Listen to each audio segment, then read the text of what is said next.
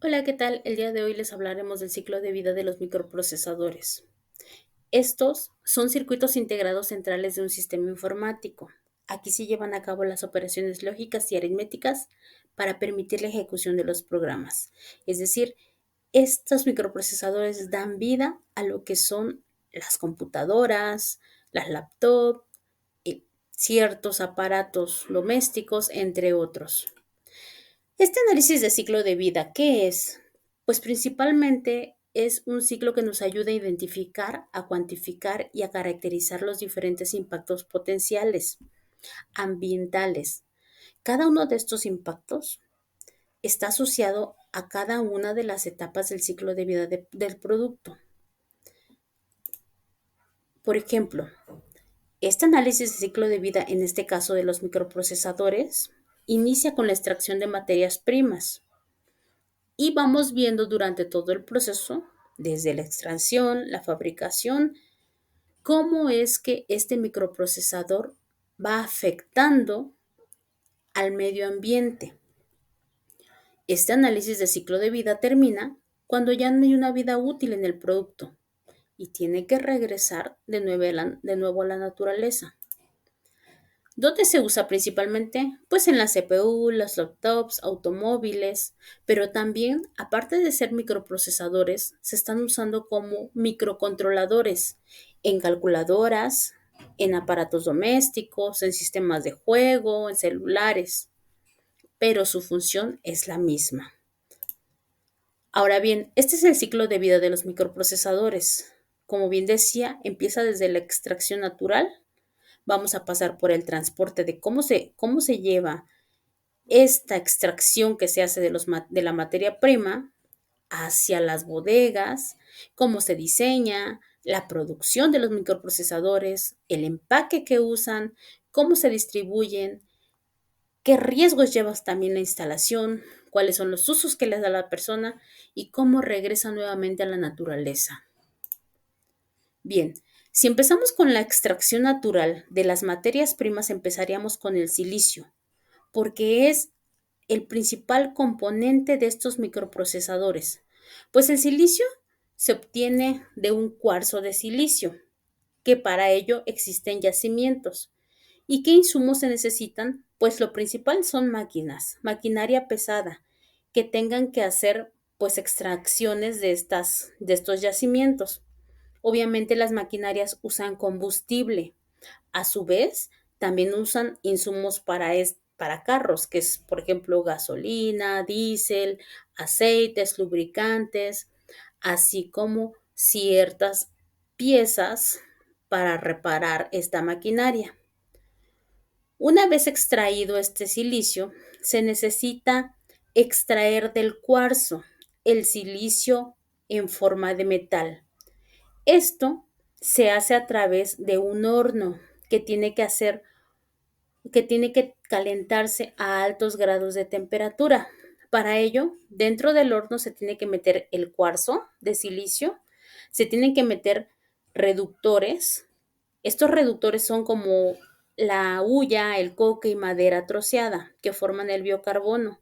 Este biocarbono les ayuda a que al unirse con el oxígeno liberen el silicio.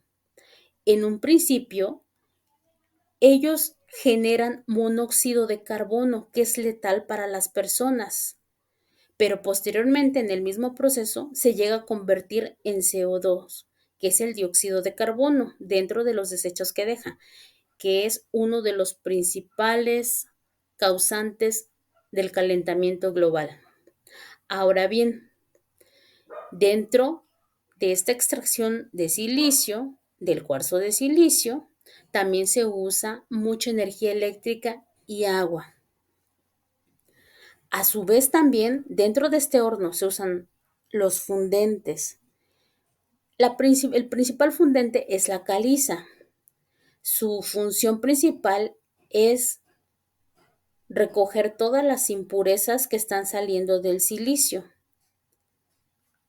A su vez, cuando se incrusta la caliza dentro de este horno, libera humo de sílice. Este humo de sílice en sí no es tan dañino, Pero si una persona que está en constante contacto con este humo y está aspirando mucho, llega a tener mucha inhalación, sí puede causar un daño pulmonar al inhalarlo en exceso. Bien, después pasamos con el aluminio, que también es usado. Este se extrae también de yacimientos de aluminio, en este caso de la bauxita. Igual tiene que haber un calentamiento. ¿Para qué? Para que también pues sea extraído o sea separado de la bauxita. En este caso se tiene que asociar con sosa cáustica. Y dentro de los insumos, para que haya esta elevación de temperatura alta, está la energía eléctrica. Al igual que en el silicio, al extraer se usa también cierta maquinaria pesada que también utilizarán combustibles e insumos de carros. Los desechos son casi los mismos. Se libera dióxido de carbono, los residuos de los líquidos de aceites y lubricantes y los residuos sólidos de chatarra. Aunado a eso, también se puede encontrar que hay dióxido de azufre cuando se usa este proceso de la separación del aluminio de la bauxita, que este dióxido de azufre es uno de los causantes principales de la lluvia ácida, y la fluoramina, que es un gas muy ácido que se libera en el ambiente. Otros de los materiales es el cobre y el oro. El cobre, entre sus insumos, usa la pólvora porque se necesitan explosivos, usa mucha agua, usa combustible y usa energía eléctrica. Y dentro de los yacimientos de oro se usa mercurio, cianuro, pólvora, combustible y agua, que son similares porque igual usan maquinaria pesada, pero a diferencia del aluminio y del silicio, estos usan explosivos. ¿Cuáles son los desechos que dejan? En sí, ambos dejan residuos mineros que se depositan en la superficie. Al haber demasiados residuos mineros, causan deforestación y poco a poco se va perdiendo el hábitat. También los desechos que dejan pueden ser químicos porque al liberarse o abrir demasiadas hendiduras dentro del suelo de las minas, se liberan sustancias químicas que estaban a una profundidad inmensa. Esto contamina no solamente el suelo, también contamina el agua que esté cerca y el aire. Ahora bien, pasamos con el transporte. En caso del transporte, pues al usar nosotros lo que son camiones de carga para transportar todos estos materiales pesados, dentro de los principales insumos, pues es el combustible para que se muevan los camiones, los insumos de mantenimiento, los neumáticos que se necesitan, las autopartes o refacciones, las baterías y también carreteras. El combustible nos va a arrojar residuos de dióxido de carbono, que igual va a estar siguiendo aportando al calentamiento global. Los insumos de mantenimiento son residuos como el aceite, los anticongelantes, las mangueras. Entre los neumáticos son las partículas de plástico que se liberan no solamente en la carretera, sino también en el aire. En las autopartes o refacciones nos deja por lo general mucha chatarra de metal.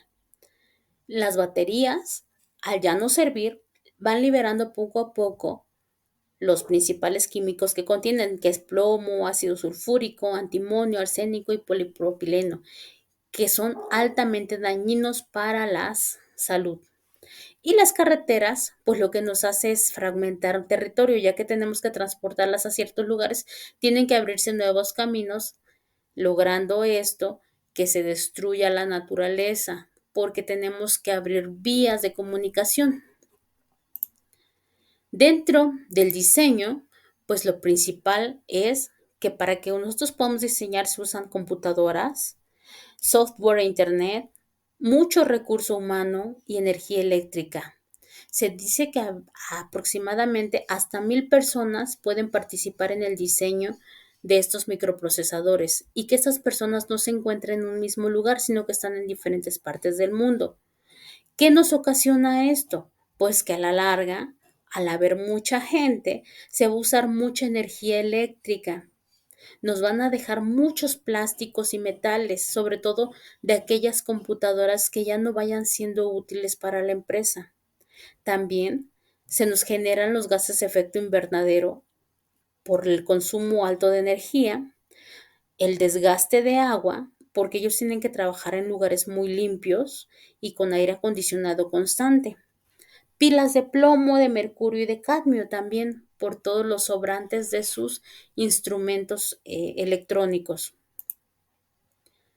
Ahora bien, si pasamos a la producción nos implica un proceso donde hay ciertas etapas. Primero va a haber un corte con rayo láser del silicio. Esto produce humo de silicio, como les decía, hay daño pulmonar al inhalarlo en exceso. Después vamos a tener que poner una capa aislante de dióxido de silicio. Después se usa el revestimiento con la sustancia llamada photoresist. Después el cubrimiento de máscaras fotográficas de fotoresistencia, la exposición a luz ultravioleta, después recubrir y grabar cada lámina del circuito y remover el dióxido de silicio revelado para por último sobrecargar la lámina, es decir, esta se llena de aluminio. Todo esto, este proceso implica mucha agua, mucha energía eléctrica, el uso de combustibles, el uso de carbonos y el uso de gases. ¿Qué nos va a provocar esto? Pues que nos deja muchos residuos, sobre todo en metal, en plásticos, en cables, en trajes y en telas que si no se le da un tratamiento adecuado, todo eso va a ir a parar a a los ríos, a los mares, a los lagos, incluso a las calles. Bien, si seguimos con el empaque, los microprocesadores son vendidos en ciertas cajas de cartón pequeñas que a pesar de que el cartón es un desecho sólido 100% biodegradable, si no se le da realmente el uso adecuado o el destino final adecuado, pues sí pueden causar daños ambientales, al menos en higiene y suciedad.